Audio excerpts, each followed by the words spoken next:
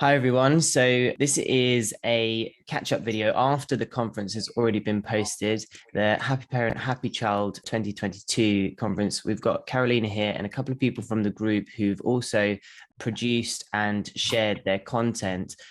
Today we're going to go through a little bit about each of our talks. We're going to do a Q&A session so that you can get an idea of what you're going to receive if you watch the talk and how this might change your life and the balance and settled nature of your family and parenting situation. So we're going to start with Carolina. She's going to explain to us what the conference is all about, why she put it on, and how it's going to impact you with dramatic effect.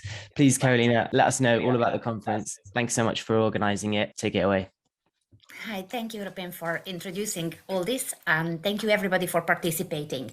Basically, the idea of the conference came to me during the lockdown when I have been approached by several parents asking me for advice about homeschooling, about sibling rivalry, and many other topics.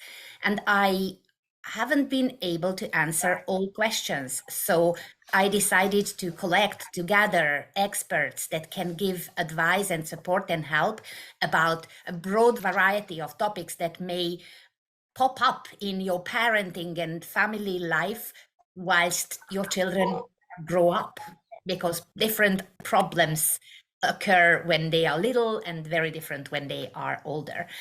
So last year I organized the first conference, and this year it was the second one already. And my topic was mindfulness in parenting, because it is a very interesting juggle that you need to be present for your child and really seeing the behavior, the emotions that the child has and displays and feels, and then feel what you feel, but maybe not necessarily to react as you would if you are not conscious.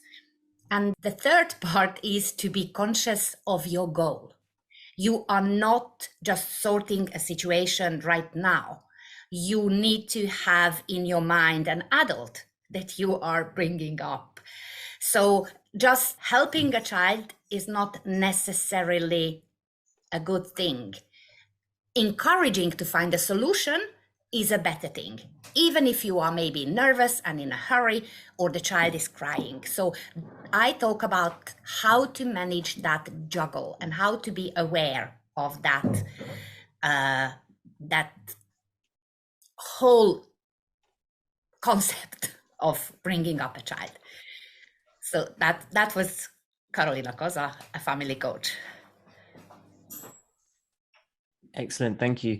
It's really useful to hear that. I think before we do any Q&As, can we go around the room and hear from everybody about your talk, what your talk was about, who you hope will watch it, and what you hope that they'll receive from seeing your talk. Can we start with Sue next? Hi, yes. So I'm Sue Ritchie and I'm the fertility coach, and my talk's all about preparing for conception, the keys to increasing your success. And one of the things that I'm passionate about is really, helping couples to really understand that by taking the time in advance before, once you've decided that you want to have a baby, allowing time to really prepare yourself for conception. And I think a lot of people don't realize that trying to conceive and being able to conceive is not just about the physical reproductive bits. There are many areas that actually have an impact on fertility and being able to conceive. And some of these, might be surprising to some people. And so my talk really talks about all of those different areas, if you like. And one of the things that, I think that we tend not to think about when we, get to the point of deciding that we want to have a family is that our health and well-being physically and mentally, the healthier we are at the time of conception, both men and women, the more likely we are to have a healthy baby. And, that's something that I think we should, take responsibility for and to consider, because we really do want to bring children into the world that start off life healthy, because in those first few months, is when the whole picture, if you like, of health is set for adulthood. So it is a key thing to really consider. And I also are sharing really about why it's important to, and I love to see couples really stepping up to really put themselves first, taking care of their health and their well-being, you know, being in that place of having a positive mindset so that they can actually handle life's ups and downs in a good way, in a positive way, because our children learn by modeling our behavior rather than actually what comes out of our mouths. So if we're in that good place, we're healthy, we're looking after ourselves, we're taking care of ourselves before we conceive, we've got that in place to really bring a child into a world where you're enjoying your family life to the utmost, to the best. So yeah, so that's really what I'm about. Sue Ritchie, the fertility coach. Amazing. Thank you so much. That's really interesting. Can we go to Jill next? Lovely. Okay. You'd think after 2 years we'd be used to this, wouldn't we? So yes, thanks, Rupin. So I'm Jill Mackay and I'm a sobriety coach. My talk was all about how drinking in front of our children regularly can erode our relationship with our kids, you know, often in really subtle ways that we don't really understand. So the purpose of the talk was to help to build awareness about how something that's so enmeshed in our society, such as drinking alcohol, how it can have an effect on that modeling, exactly what Sue was talking about before, how it can have an effect on our children. And I introduced during the talk some research from the Institute of Alcohol Studies that surveyed both parents and children, teenagers and younger, of parents who were drinking below the government the minimum guidelines, so even below that level, and the impact that the children's observations had on them. So it's very interesting. I talked also about my own experience. I now have young adult kids and their experience of watching their mum drinking a bottle of wine every night.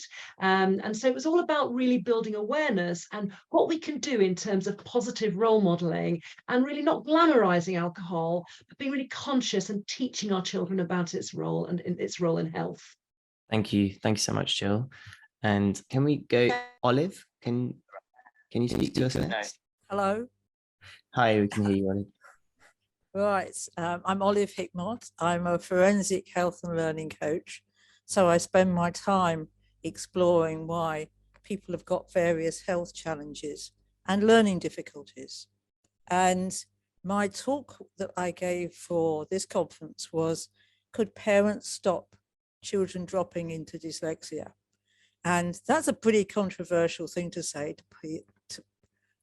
at the least, because most people think they're absolutely stuck with it and there is absolutely no reason why you should be able to avoid it. But after 22 years of teaching diagnosed dyslexics how to use their strengths, which are typically being highly visual, and they've got great pictures in their head, and having taught them how to use those pictures in their head to visualize words, I thought, this is ridiculous, because if I was teaching this to 4-year-olds, firstly, they're highly visual, and so they would find it really easy. And secondly, this is the one common thing with the thousands of people that I have seen that helps people, dyslexics, learn to spell and read and do numeracy. And there is no power on earth, as far as I can see, why they can't all do this when they've learnt the right skill. It's a bit like, somebody described it to me as when you have to wear glasses, and what can you do if you're not wearing glasses? Well, this is the same thing. If the kids haven't got the right strategies, then they will find it very difficult to spell and read, particularly in the English language. So that's what I do. And we are hoping to find more and more 3- and 4-year-olds to join this mission of mine, because I've been trying for many years to get schools to change, but they have to teach phonics in reception year. But if you think of phonics and how words get divided down into tiny little bits, they need to be able to visualize the word to be able to put those bits together, not have all the bits to start with and then move on to visualizing later. So that's what I do. Great, thank you. Stella, next, please. Yeah, my name is Stella. I'm a confidence coach and trainer to young people, and I'm the founder of the Lioness Within community. And our passion is promoting mental health and well-being in young people. There is so much pressure on them, particularly young girls, to conform to a certain body image and body shape to be considered attractive. And studies show that young people actually care more about looking good than they do about their physical health, which then puts a pressure on their mental health because they spend so much time worrying about their appearance that they end up feeling very insecure about it and very self-conscious about it. So we have a resilience and confidence building program that we take into schools. And one of the topics that we provide in that program is all around setting goals. So my topic was actually helping your child to set goals and achieve them. And so I talked about what setting goal was all about. I mean, it's very, very important for children and particularly young people, teenagers, to be focused on their purpose. Because if they are focused on their purpose, then they're not worrying so much about how many friends they have on Instagram and how many likes they get, because they are focused on something that they want to achieve. And as parents, we very often hear our kids go, oh, I wish I could do this. Oh, I wish I could do that. I wish I could be like this. I wish I could look like that. Well, if you teach them how to set goals, they can actually achieve that thing that they wish they could do. If your child ever said to you, oh, I wish I could be a model, or I wish I could be an air pilot, and you can get them to start setting goals from now to achieve that vision that they have for much later in their life. And that's basically what I talked about. So I explained the meaning of goals and what a goal is and what a goal is not, because very often people get them mixed up. A goal is not the same as a wish. A goal is not the same as a vision. A goal is not the same as a dream. A goal has to be specific, and it's important to help children to realize that. If your child says that they want a game for Christmas, what sort of game do they want? What sort of game console do they want? Is it an Xbox? Is it a Nintendo Switch? There are so many of them. What color is it that they want? And then what are they prepared to do to achieve that goal?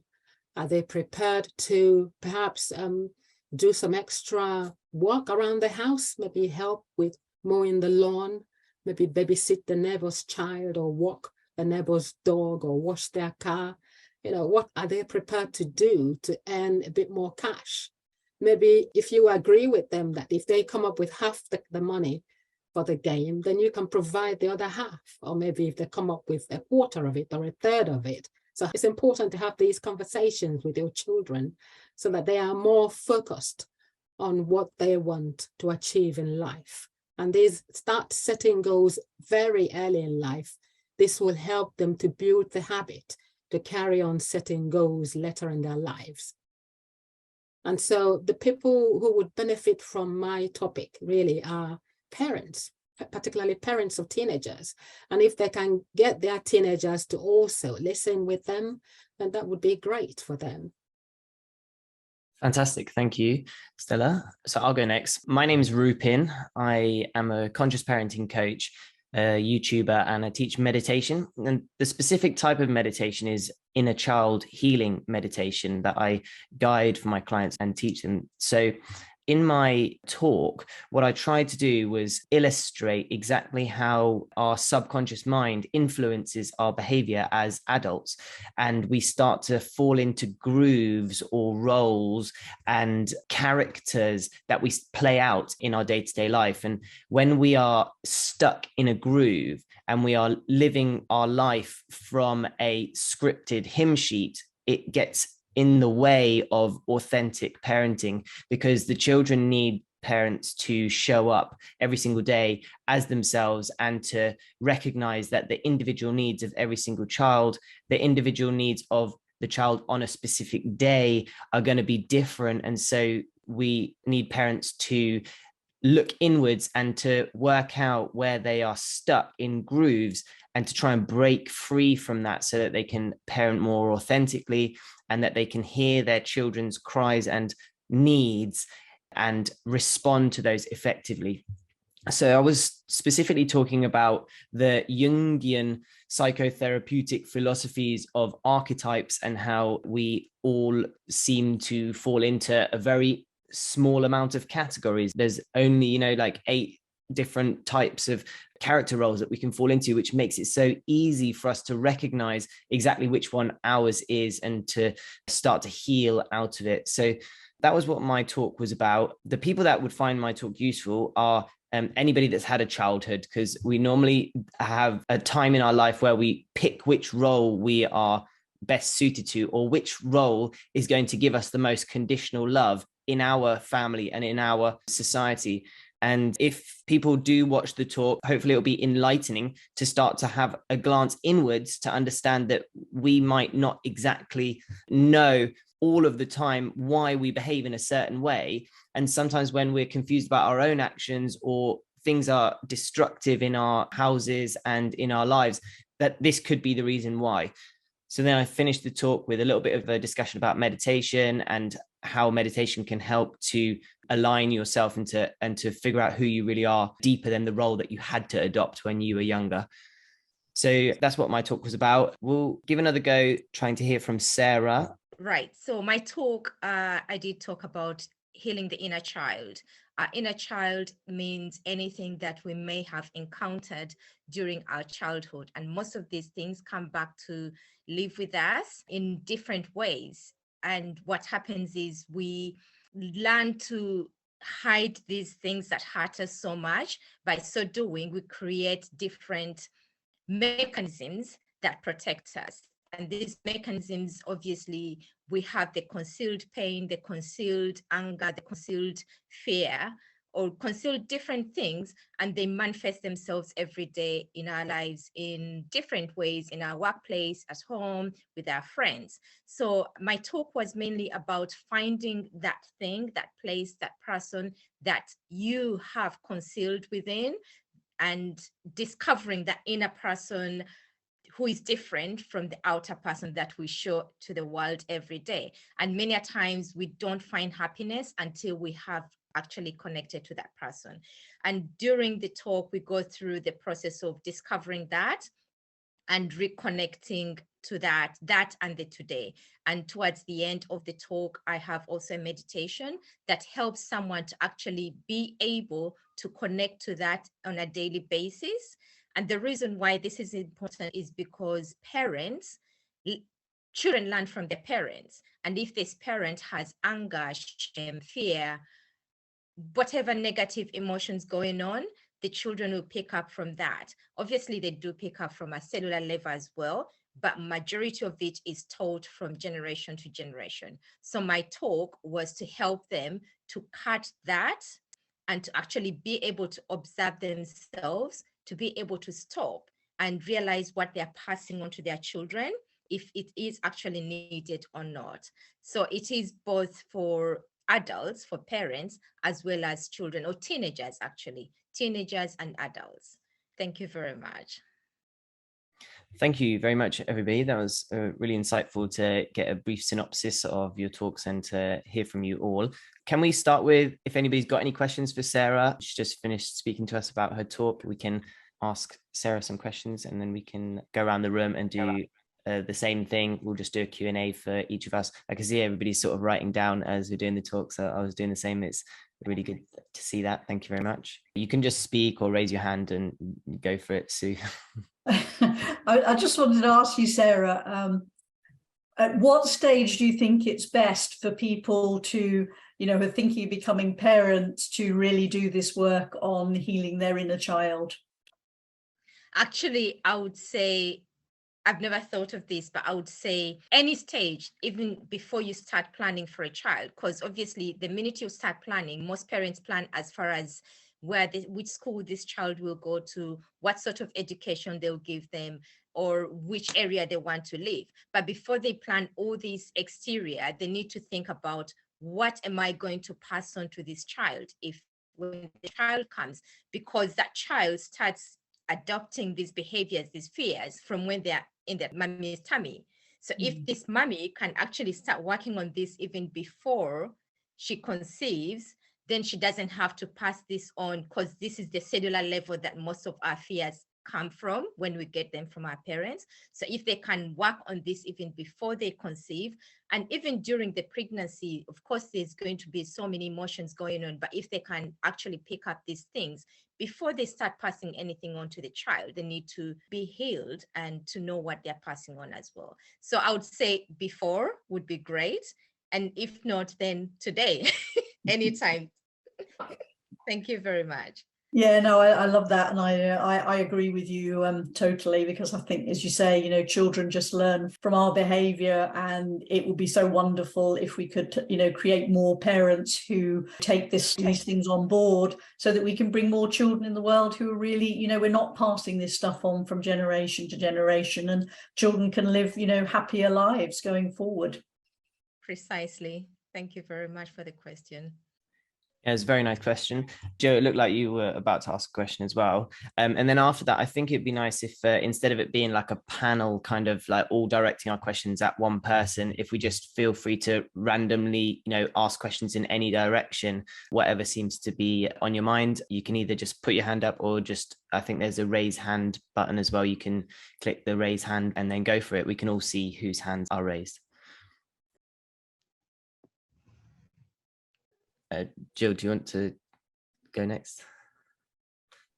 Yeah, I was just going to make an observation as what you were saying there, Sarah and Sue, around how, you know, if parents, prospective parents, do this work, then it's, you know, not just about their own self-awareness, but just how much more open will their relationships be within the whole family. You know, they've done the work. It's hard. We know it can be hard. It can also be hugely liberating and beautiful work as well. So, you know, they would enter parenthood in it through a completely different lens. So the work you do is really great.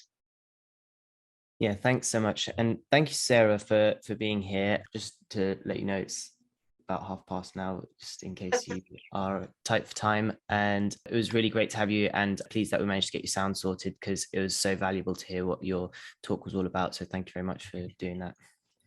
Thank you so much. I'm going to excuse myself, and I'll catch the recording later. And thank you everyone who's on the call. See you soon. Great. Thanks, Sarah. Thanks. Bye. We can all maybe just take our mute off as well, and just have a bit of a, you know, conversation. So So would it be okay for me to ask, I have a question for Olive actually regarding dyslexia. You talked about, it wasn't quite like you were saying that you could prevent it. I think you were saying that it can be managed at an earlier stage so it doesn't develop any further. Was that what you were trying to say? I think it's both of those, Stella, because in 22 years, with all the thousands of people I've worked with, I've always taught them a skill that they had missing, which was to visualize words. So that when you want to go and spell a word like giraffe, which is a nightmare, how many R's and how many F's, you can actually see the word, and then you know it's one R and two F's. And so if we were teaching little kids how to visualize words before they did phonics, and then they can become a phonics detective, so they can work out how the phonics fit into the words, rather than the phonics just floating around in midair. I believe, and I, you know, in 22 years, I've got 100% of people I've taught the same skill to. You know, it is ridiculous. So to me, we should be teaching this to real tinies. And so the answer to your question, I think, Stella, is yes to both of them. It's not one or the other. Because, and I'm not banning phonics. I'm just trying to ask if we could delay it slightly so that the kids know what words look like. I mean, typically, or incorporate both of them. Yeah, exactly. Typically, the first word a child learns. Your you know, kids who are struggling have a chance, because all kids learn in different ways. But I mean, if you just ask them, you know, how they are doing spelling. I mean, I had a lad recently who was 8, who I said, can you visualize the word lion? And he went, yes. And I went, what's the letters? And he went, L. And I went, any more? And he went, nope. And he had for 4 years had visualized one letter in each word. This isn't a great strategy. So I taught him how to do all the letters, and he went, oh, I can do that. Yeah. So that's brilliant. and I have a question for you as well, Stella, while we're talking, is how many of the children that you meet who have got real confidence issues do you find have got underlying learning differences? No, not necessarily. No, not at all. Not necessarily, no. Most kids who are quite smart and have no issues with learning whatsoever still struggle with their confidence. And the problem is that young people would normally not come out and say to you, I don't feel confident, because it's not cool. Yeah, okay. They would never admit it. So it's easier to fight for them to perhaps talk about struggling with spelling or with this dyslexia or with other areas, but they would never come out and openly admit to you that they are struggling with their body image or with their confidence, which makes it that much more difficult, really, to deal with. Yeah. I wonder if they even have the language for describing something like that. You know, they don't have the ability to be able to contextualize it as well. It might be interesting to find out if there's a language that they have within their circle. Yeah. Because they speak an entirely different language from what we speak. Of course, yeah. Yeah, it should be interesting. That's something I have to research and try and find out. Because it will make it easier to communicate with them. But I just would wonder whether they actually do talk about that amongst themselves, or whether they actually find it. Yeah, I believe they do talk about their issues among themselves, which actually helps if they are struggling and could actually verbalize their feelings to a close friend. That would help, because it's normally when they keep things to themselves that some of them resort to self-harming as an outlet. So it helps if they can actually have that conversation amongst themselves. Yeah, absolutely. Yes, definitely. And talk and be able to talk to parents as well, of course. Yes. It would be fantastic if they could talk with their parents, but we know that most of them will not. No, exactly. I know that when I was going through such problems as a teenager, I didn't want to talk to my parents. No, me neither. But I wish I would have had a relationship where I felt that I could talk to my parents about things, because it would have helped considerably with a lot of things that I went through. That's for sure. Yes, absolutely. So Sue, your talk was very fascinating to hear about. It's about the journey towards pregnancy and being healthy on that journey. So can you just explain, I would like to know what's included in like the holistic approach that you take, and what kind of things you work with people and you help them to get into alignment. I think a lot of people sort of, when they think about, being able to conceive, because the medical focus, if you like, is very much on the reproductive bits, but as human beings, we're mind, body and spirit. And so to me, there are really sort of 6 key things that have an impact on fertility, and that's physical health, it's gut health, it's what you're eating, and it's also about exercise and sleep and all of those things around that as well, because all of these have an impact on our bodies. But it's about our mindset and what we're telling ourselves on a daily basis. And unfortunately, our mind is actually very powerful, and actually our body listens to the thoughts that we have.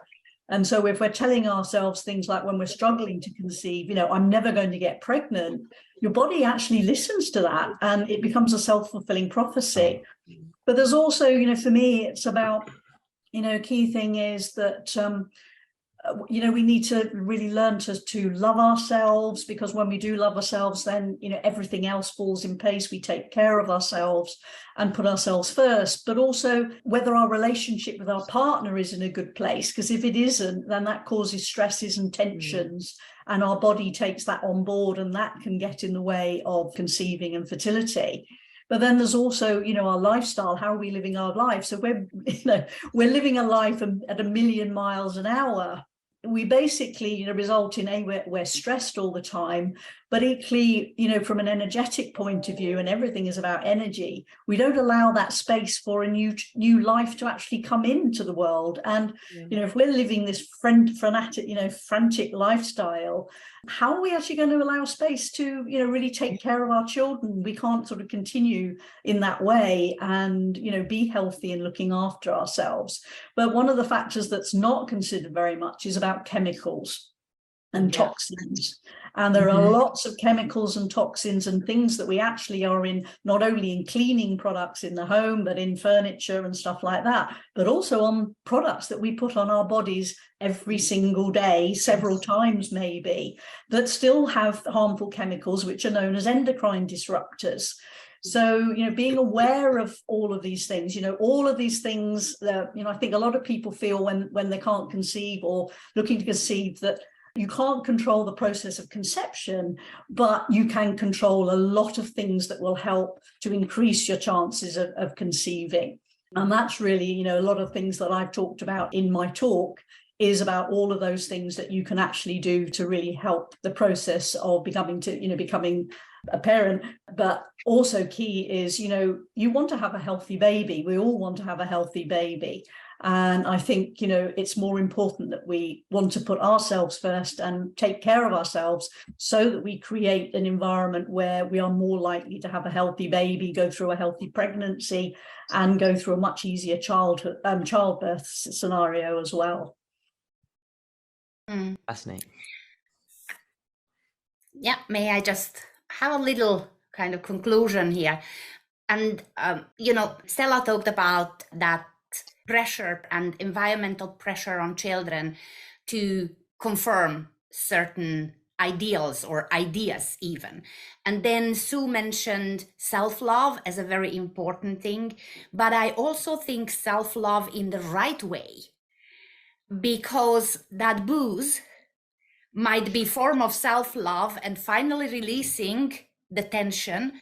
And that may happen to teenagers as well, that they reach for something, some substances to ease the pressure, which is not the right way and not the right self-love. It's actually quite the opposite. So I would so much agree that we need to teach children values, real values, and that goal set I really love so much, because it's a little bit distracting their attention, right?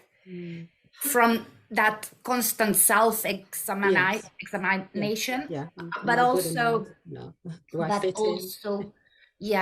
also teaching them that they can do things for themselves and achieve.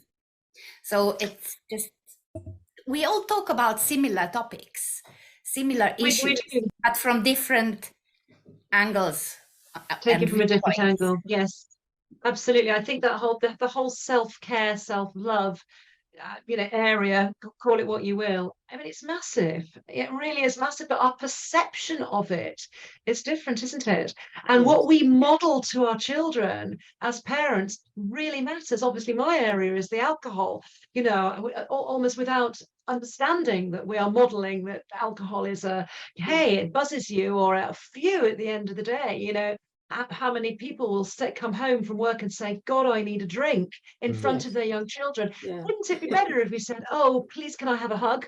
It's so interesting, isn't it? And actually the self-care for us as an adult, as a parent, from receiving the hug, is really so much better than glug, pour a little glass of wine and have that. Absolutely. I think that's a really interesting topic, Carolina, about self-care and how we model that to our children as well. Really interesting.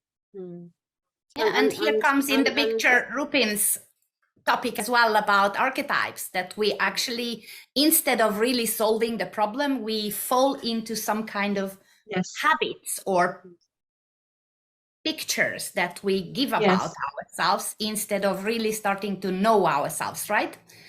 Yeah, there's a level of vulnerability that we kind of keep off it. And like you were saying, Jill, there, that instead of being able to ask for a hug, some people just have never received that hug, and so they don't know how to ask for that hug, and they don't even know that they're allowed to feel comfort outside of the external. And so learning how to give yourself that self-soothing, that turning your attention inwards, asking yourself what your needs are, knowing that the bottle or the glass is the signpost to your need. That's how you're going to know that there's a need there. And it's not just alcohol, which is your specialty when you're talking, but there's even sitting on your phone for an hour on Instagram is like, actually, maybe there's just an underlying need there and you're seeking that connection. And so trying to understand how we have mistranslated from need to solution, and then getting us a healthier translation so that when we feel the need, we can turn towards something that's constructive, healthy, loving, still soothing, but doesn't negatively impact the people around us and our own health and well-being. Yeah. Absolutely. And it's very interesting, isn't it, that intellectually we often know at a logic, prefrontal cortex level, that something isn't good for us, but it's that translation, it's what we've made it mean, that is important here, and how we have to unlearn that in order to be able to then translate into the better areas for our self-care. Any questions for Carolina? About mindfulness? So what mindfulness, I know it differs person to person and scenario, context to context. What are your favorite mindfulness activities? Let's ask that question. That's easier. Just like Rupin or Sarah, I also lead meditations. Yes. And being present in your body and being aware of yourself is the kind of the basis of being mindful. But then we are able to be present with our feelings and at the same time be present with the feelings and needs of our children, and being able to see the bigger picture and know that it's not just about the moment, it's about life itself. And yes, mindfulness is to be able to step out of our patterns of reacting in a certain way, reacting with anger, sadness, aggressivity, or self-protection. So that's for me mindfulness, awareness, consciousness, reaching a higher level of consciousness. Yes. Which is possible. We just don't do it. We fall back into that. I don't even know how to call it actually. Reactivity. Patterns. Absolutely. Exactly. I love everything to do with mindfulness. I'm not an expert on it, but it's part of what I also talk about in my program to teenagers as part of my stress management topic. I mention mindfulness as one of the really good ways of bursting stress. And just like you said, it's just about taking that time off, even if it's just a minute, to just be and breathe and just let yourself feel what you feel, and just accept that you are feeling this feeling without beating yourself up about it or escaping. Yes, or trying to escape it by doing something negative. Just feel the feeling, feel that you are feeling bad, that you don't feel confident, but also understand that confidence is not something that is possible for you to feel every single minute, and that it's all right to have moments when you don't feel confident. And it's just having that ability to understand and accept that is what's going to actually stop the stress from building up. I think awareness and that ability to be kind to yourself as well is huge. And we all have emotions, if you like, that come up at different times that's triggered by different things. And whilst we're never going to be perfect, it's more about being aware and noticing and accepting, but also, allowing ourselves to just to have that quiet time and just be with ourselves and be okay with that. I think so often we feel like we have to be doing all the time. Yes. Yeah. Yes. It's amazing, you know, how much we take little things like this for granted. And you'd think that everybody should know about this and be practicing it. Yeah.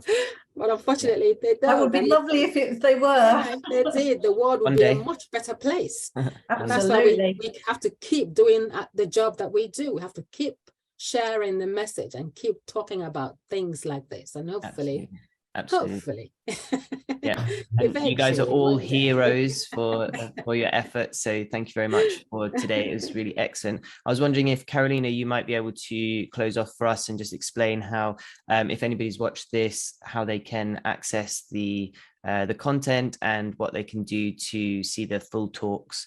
Please, that'd be useful. So all in all, we had 20 presentations this year, and you can purchase the lifelong access to them. At the moment, we just took off the presentations from the platform where they have been available for the people who purchased the ticket. It should be on Vimeo.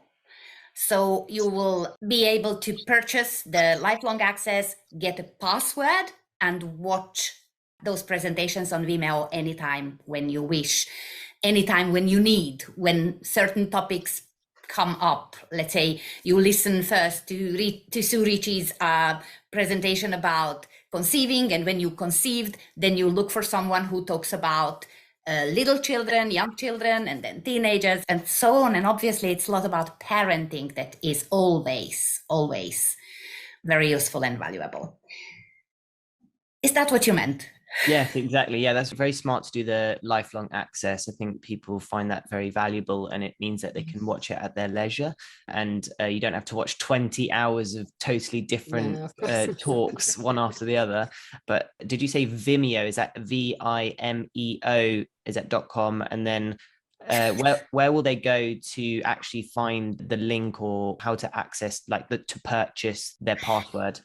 To be honest, they are not up yet. Not yet. So when not up yet. We just took it off from the initial platform, Sure. but the link will be on the Happy Parent Equals Happy Child Facebook group, in the Happy Parent Equals Happy Child Facebook group. And obviously you can approach any of the presenters. So everybody will get the access to codes to the presentation, every single participant. Excellent. All right. So you can put it at some point all on your pages. Yeah. Absolutely. That'd be great. Thank you. Yes, thank you. So Happy Parent Equals Happy Child Facebook group. We hope that you all join that Facebook group and we see you inside, and reach out to any of us if you'd like to know more or contact us directly. Please enjoy the talks. They're all fantastic, and Carolina's put together some amazing speakers. So we're about to sign out. Please, everybody, just feel free to say your byes. Bye. Goodbye, everybody. Bye, Thank everyone. you. Take care. Thanks for listening. Thank you, guys.